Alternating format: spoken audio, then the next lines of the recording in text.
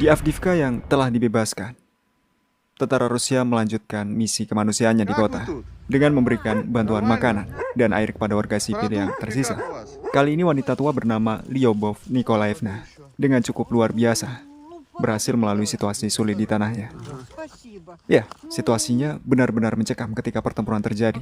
Tidak ada makanan, air, dan lebih buruknya komunikasi dengan keluarganya di Rusia juga terputus. Namun kali ini situasinya pasukan Rusia telah berada di setiap sudut kota. Itu cukup melegakan. Setidaknya melihat pejuang Rusia dengan tanda panggilan Murmansk menaiki sepedanya dan berkeliling di Avdiivka. Itu adalah sebuah pertanda bahwa pertempuran telah usai. Серега! Я первый заехал на Авдеевку, к сожалению, Мурманск. К сожалению, для Мурманска. Да. Мурманск возвращается с задания. На новом велосипеде катаемся по Авдеевке. Из Новомихайловки в Авдеевку приехал.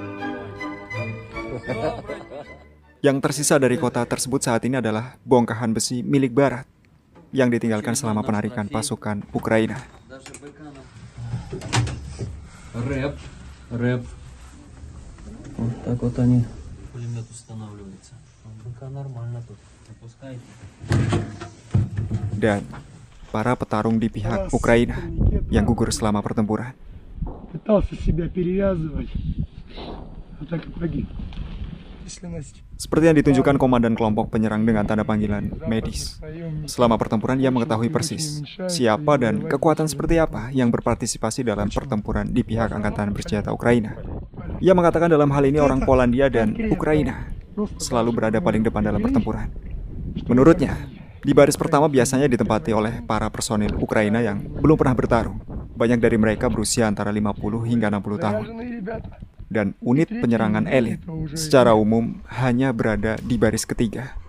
Tugas mereka adalah mendisiplinkan daging-daging amatir yang dilempar di garis pertahanan pertama dan kedua. Selanjutnya masih di front ini, di barat Avdiivka.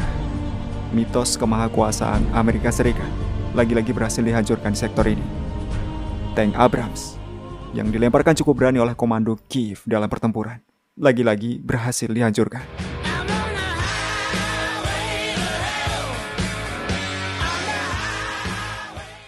Layanan pers kelompok pusat angkatan bersenjata Rusia secara resmi kemarin melaporkan penghancuran tank M1 Abrams di arah Avdiivka.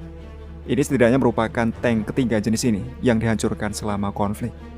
M1 Abrams berhasil dihancurkan dengan kerjasama apik antara awak tank T-72 dan tentara Siberia dari Brigade Pasukan Khusus Pengawal ke-24 Distrik Militer Pusat dengan rudal anti-tank mereka. Mereka menembaki tank M1 Abrams secara bersamaan, sehingga Abrams yang bergerak melebar menuju posisi Rusia menjadi target yang cukup mudah. Hancurnya Abrams ketiga ini memunculkan beberapa kesimpulan dari beberapa pakar. Pertama, ini berkaitan dengan kurangnya pengalaman Komando Brigade Mekanis Angkatan Bersenjata Ukraina. Dengan kata lain, hancurnya Abrams menunjukkan ketidakmampuan Komando Brigade Infanteri Mekanis ke-47 untuk menggunakan peralatan barat secara kompeten dalam pertempuran. Kedua, ada kecurigaan bahwa Abrams yang dikirim ke Ukraina adalah versi yang tidak lengkap. Artinya ada pembongkaran di sana sebelum pengiriman. Dan melihat fakta bahwa tank-tank yang hancur saat ini berada di zona ofensif Angkatan Bersenjata Rusia, kemungkinan besar Ukraina tidak mungkin dapat mengevakuasi mereka ke belakang.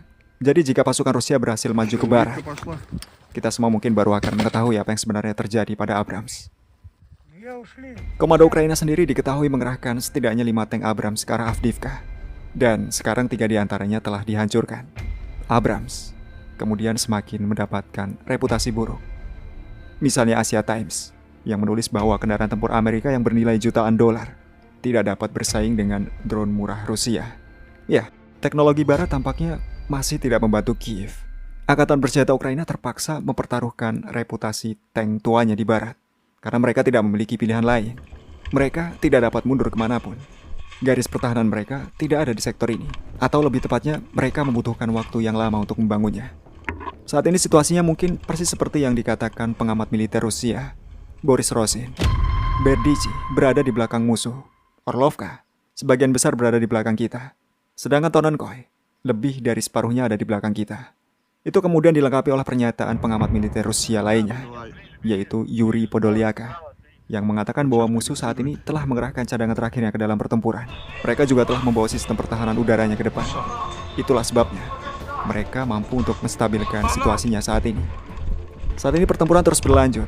Pasukan infanteri Rusia dibantu oleh unit artileri berusaha untuk terus bergerak maju, sedangkan operator drone terus berusaha menyisir garis depan untuk mencapai S-300 musuh, Bukov, dan pertahanan udara barat yang ditransfer ke Ukraina. Karena jaringan parit dan benteng yang luas, serta ladang ranjau, kemajuan pasukan Rusia sejauh ini masih tertahan. Dengan kata lain, tidak mudah untuk mengusir militan Ukraina dari penjepitan ini, karena cadangan angkatan bersenjata Ukraina hingga saat ini dengan keras kepala menghalangi penyelesaian pengepungan. Jadi situasinya bisa disebut menegangkan. Pelemparan daging segar lainnya oleh komando Ukraina terpantau baru-baru ini. 30 militan Ukraina mencoba mendapatkan pijakan di Orlovka.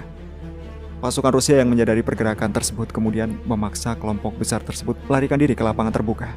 Dan di sanalah para militan Kiev kemudian menghabiskan sisa hidup mereka.